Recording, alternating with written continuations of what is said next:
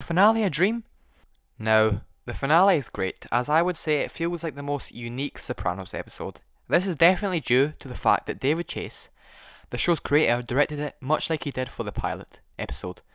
The episode opens with Tony sleeping, which looks eerily similar to how a body would look in a coffin. And of course the idea of Tony dreaming, and of course the idea of death is looming throughout the entire episode. And sleep and death are of course similar. Him to be born. You're living in a dream. Now this can either be literally taken, which I don't think is the point that the creators were trying to give, or the idea of the American dream, which is prevalent throughout the entire episode, and of course in this conversation, and this is reaffirmed later in the same scene. The guy's hat who literally spells out USA.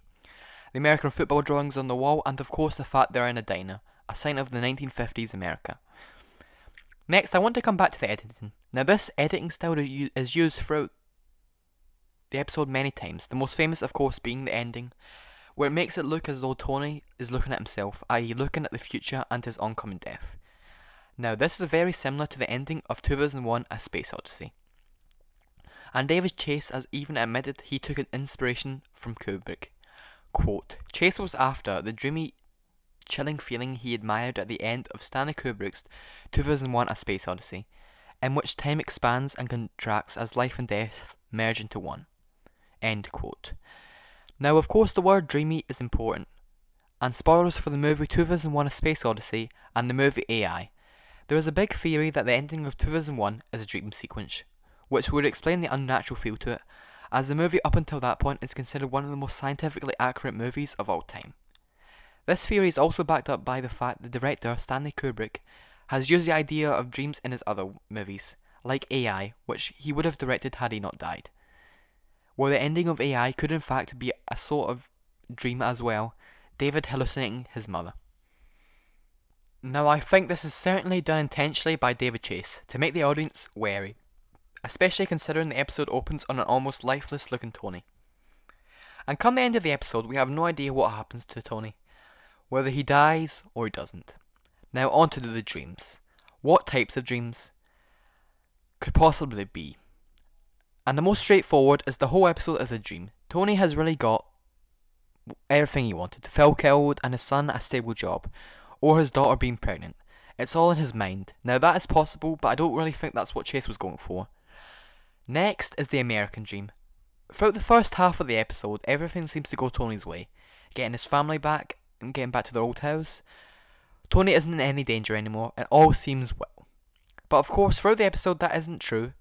Carlo has flipped, Meadow might be pregnant, which concerns Tony, and of course the show hints that at the end he is killed.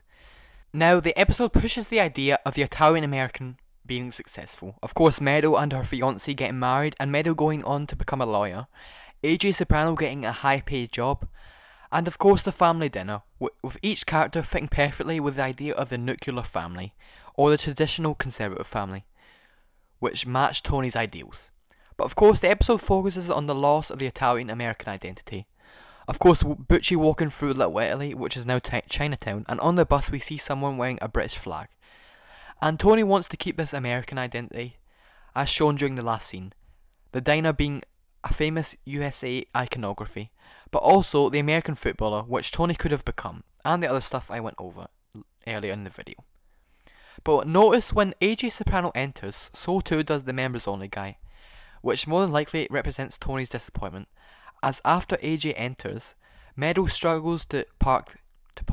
They make it obvious that we should focus on the members only guy, and AJ being a big disappointment, of course Tony's view of the American dream, as when we cut away from Meadow or the family, we focus on the members only guy, and the two black guys, of course Tony being attacked by two black guys earlier in the show. Now Tony's American dream has been shattered, and as soon as the nuclear family is all together, Tony dies. I think what could reinforce this second idea is the fact one of Sopranos' biggest influences is the show Twin Peaks, and one of the key aspects of the show is, spoilers for Twin Peaks and Mulholland Drive, is that it could all be a dream, which is essentially confirmed in the show's third season. But of course that was shot and filmed after Sopranos aired, a decade to be exact. But there is this scene from the movie. It was a dream. We live inside a dream. And in David Lynch's other project, 2001 movie Mulholland Drive, it focuses on the idea of the Hollywood dream, much like how Sopranos is about the American dream. And Tony seems to be wary of the members only guy, much like he was about to kill Tony / the American dream. But this is more than likely an over-analysis on my part, but Chase has been shown to focus on details. Like Tony in the first episode, example in this shot, having 6 fingers, which is usually associated with omen or having bad luck. So it is possible that this theory could in some ways be true. So, in conclusion, is the ending a dream? Well, sort of. I think it's the idea of the American dream, not a literal dream, which I'm confident in saying I think that's what Chase was going for.